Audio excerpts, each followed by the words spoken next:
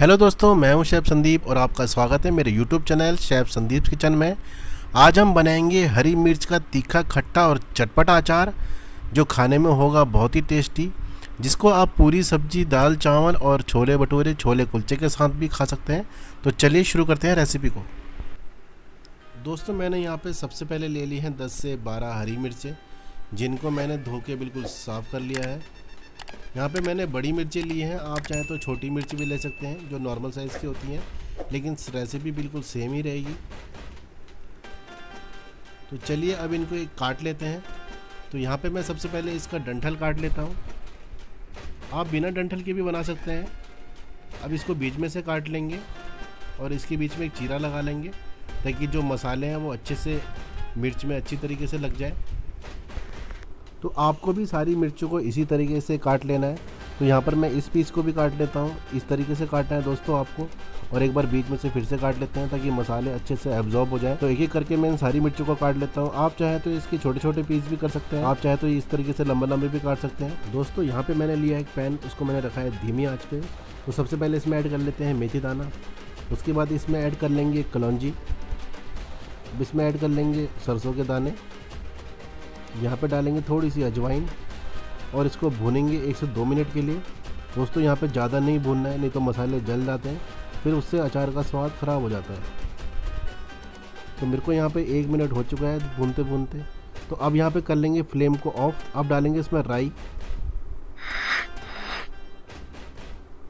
राई के बाद इसमें ऐड करेंगे सौंफ का पाउडर। मेरे पास पाउडर था तो मैंने इसलिए पाउडर ऐड करा है। आपके पास साबुत सौंफ हो तो आप वो भी डाल सकते हैं।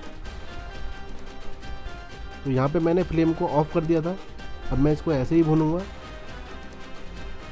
तो अब यहाँ पे ले लेंगे मिर्च और उसके ऊपर डालेंगे नमक स्वाद अनुसार। उसके बाद इसमें ऐड करेंगे हल्दी।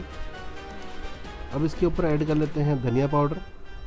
उसके बाद इसमें ऐड करेंगे गरम मसाला, और वो जो मसाला हमने बनाया था दोस्तों खड़े मसालों का, सौंफ, राई और सरसों का, वो मैंने कूट के इसके ऊपर डाल दिया है। आप इसको पाउडर भी बना सकते हैं, लेकिन ये अचार में दरदरा ही अच्छा लगता है। अब इसके ऊपर ऐड कर लेंगे काला नमक। यहाँ पर लेंगे थोड़ी सी हींग। हींग के बाद दोस्तों इसमें ऐड करेंगे विनेगर। विनेगर से आता है बहुत ही अच्छा टेस्ट, जिससे ये अचार बनेगा खट्टा और चटपटा।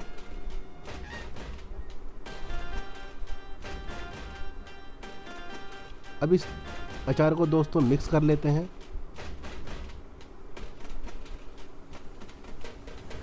तो मिक्स आपको अच्छे से करना है ताकि जो मसाला है वो अच्छे से सारी मिर्चों पे लग जाए।